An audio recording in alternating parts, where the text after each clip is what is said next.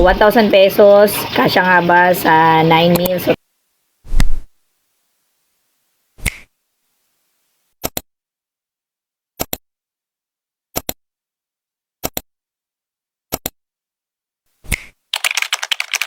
Okay, nag-budget na tayo ng pera natin for this week, August 23 hanggang August 29. So, sa linggo hanggang sa susunod na Sabado ay pumapatak na meron tayong 9 meals. So, ang nakalagay doon sa budget ko, 1,000 pesos.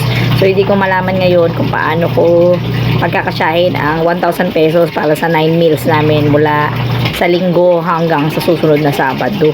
So, Sus Mariusip.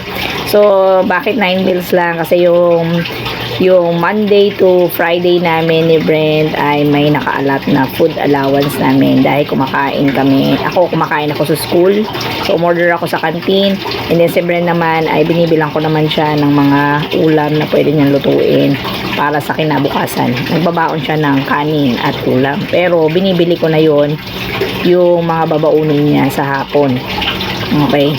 So, 1,000 pesos, kasya nga ba sa 9 meals? So, tinanong na lang natin si ChatGPT at ito yung sagot niya. Tanongin natin si ChatGPT kung paano natin pagkakasyahin ng 1,000 pesos good for 9 meals.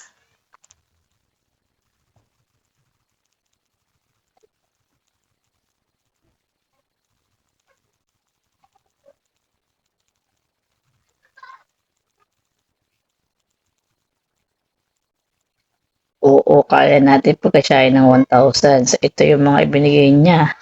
Adobong manok plus kangkong. Magkano na yung manok? Isang sardinas with mismo. Magkano na yung sardinas? Hotdog, egg, cabbage, stir fry. Tortang talong with egg. Tinolang manok with good for 4 persons, ha? Ayan, sagot niya, oo, good for 4 persons bawat meal ang target natin para sa 9 meals. Ibig sabihin, 36 servings lahat. Medyo challenging ang 1,000 pesos.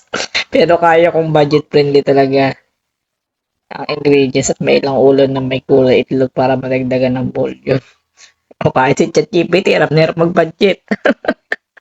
Adobong manok plus kangkong, ginisang sardinas, galunggong, ensaladang kamatis. Magkano na nga yung gulay ngayon? Para talagang magkasya, sekreto ay hindi puro karne. Gamitin ang gulay, itlog, munggo at miswa para lumaki ang volume ng bawat ulam. Okay, thank you. So, important daw, sabi niya, estimated lang ang presyo dahil malaki ang variation ng presyo at hindi pa kasama ang bigas sa 1,000 pesos. Oh my God, may mas mura pa ba? Aabot lang sa 111 pesos per meal. Oo, may kaya pa nating i-stretch ang 1,000 kung target natin ay 100 pesos per meal ng 9 meals. Good for 4 persons bawat meal. Oo, ito na.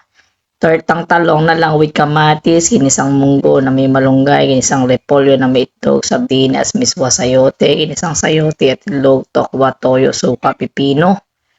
Ha? Galunggong. Magkano galunggong eh? At ginisang pechay, adobong atay, bituka. O, mas magandang strategy, sabi niya, kung gusto mo 1,000 maximum, hindi kailangan ubusin ng 111 bawat meal. O, yan. At kung kasama ang kanin, so na ibang computation na yon, mas maigpit ang budget pero kaya pa rin natin gumawa na. Ang galing-galing naman ni ChatGPT.